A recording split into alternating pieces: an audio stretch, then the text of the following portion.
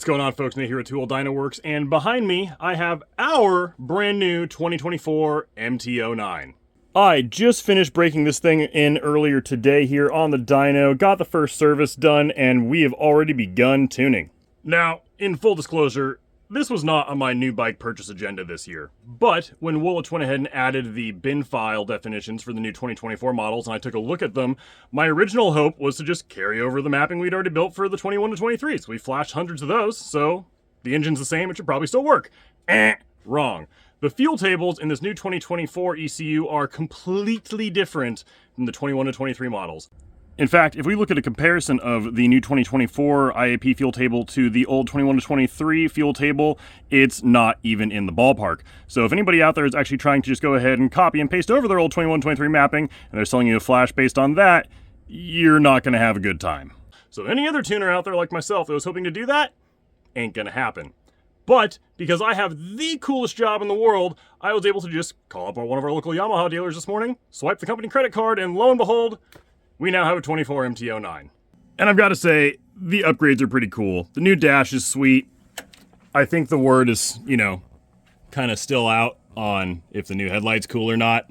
But as far as the whole bike is concerned, the upgrades that they've made to this thing over at Yamaha, as far as the suspension's concerned, the slight chassis geometry changes with the steering angle, and just everything else about the bike is just a simply more refined and better version of the prior generation CP3.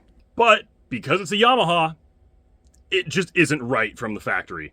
I've been really critical of Yamaha's throttle-by-wire mapping, their ignition timing mapping. Everybody's fuel mapping these days is screwed up because of the emissions compliance regulations they have to meet.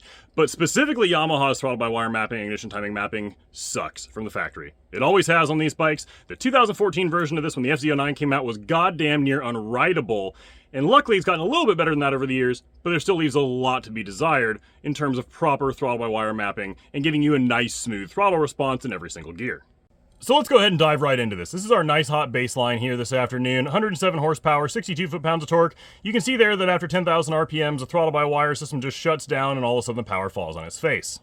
And that's exactly what these things did with the prior generation. And when you take a look at the throttle-by-wire mapping, it's pretty easy to spot. Because if we're looking here, mode 1, which is sport, 5th gear, come down here at, say, 10,100 RPMs, all of a sudden the throttle goes from being at 100% down to 88 and then just closes off down to 80. Now, from a tuning standpoint, that's the stuff that just jumps right at you. Super easy fix, problem solved, no big deal. The stuff that doesn't jump right out at a lot of people is down here in, say, these lower gears. You can see where I'm in 2nd gear here, and I've just kind of scrambled this a little bit so tuners can't see exactly what I'm doing there when I'm working in percentage trim, so they just can't rip off the mapping I've built. But there is an enormous hole in 2nd gear in the throttle-by-wire mapping and 1st gear compared to 3rd, 4th, 5th, and 6th. Again, same stuff that was in the prior generation, already all smooth and fixed out, no problem whatsoever. 2nd gear is going to feel completely different with our custom throttle-by-wire mapping in place than it does stock. And it is the exact same story with the ignition timing, which again is completely to be expected because the last generation bikes did the exact same thing. I can't really show anybody the ignition timing tables and what we've changed, so there's no way for me to really hide from other tuners what we've done there, so I'm just not going to show it to you. But it'll be pretty obvious when I go ahead and show you the before and after results now that we've gone ahead and optimized the throttle-by-wire mapping and the ignition timing mapping, and I haven't even touched the fuel mapping yet because it still has a stock pipe on it. And because we honestly don't need to, the fueling for these things is pretty close to the stock exhaust on there, but the power gains are absolutely enormous once we go ahead and dial in the rest of the mapping. We go from 103 horsepower out there at 10,400 RPMs to almost 112. So you're picking up about 7.5, 8 horsepower at the very top end of the RPM range, and you're picking up anywhere between 2 and 4 all the way there, as well as an extra few foot-pounds of torque. And as we do with almost every modern bike, we also shut off the decel fuel cut, so that kind of snatchiness as you go on and off the throttle, that's completely gone. I've also gone ahead and modified a lot of the light throttle ETV mapping, but again, I didn't show you that. I removed that from what I showed folks. Again, I'm just not interested in educating a lot of our competitors out there. This is stuff that we've developed over a number of years. Again, we have flashed hundreds and hundreds and hundreds of the 21 to 23 MT-09s and MT-09 SPs, and I'm just not interested in educating other folks out there in what we've developed over our, hundreds of hours of R&D in these things.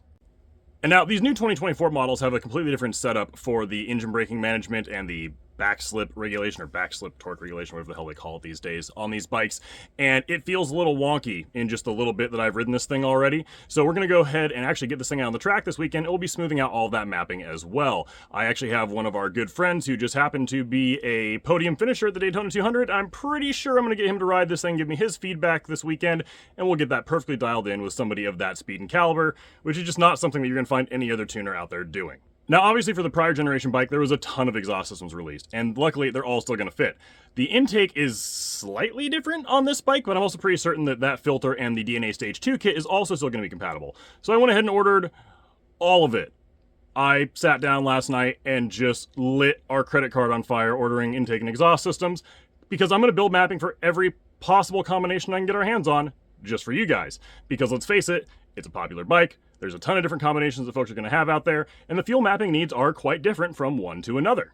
Those intake and exhaust systems should be rolling into the shop here in the next 2 or 3 days and then into next week, and I will go ahead and post obviously all of the results for every combination that we get in here on our YouTube page, our Facebook, our Instagram, and at a certain point I'm probably just going to start posting them in bulk, because let's be honest, you're splitting hairs with most of these systems once they're properly dialed in. You're talking like 1 or 2 horsepower more from one to the next one, but either way, we're getting them all. We'll build all the mapping. That way, regardless of what you guys choose to put on the bike, we'll have you perfectly dialed in, guaranteed. And because this is a bike that we went ahead and just paid for with our own money, it's not going anywhere anytime soon. This is something we will have for R&D no matter what comes out for this new model, this new platform that they've come out with for the 2024 Plus bikes. We'll have it. And if something cool comes out for it, we'll definitely get it, test it, and build mapping for it.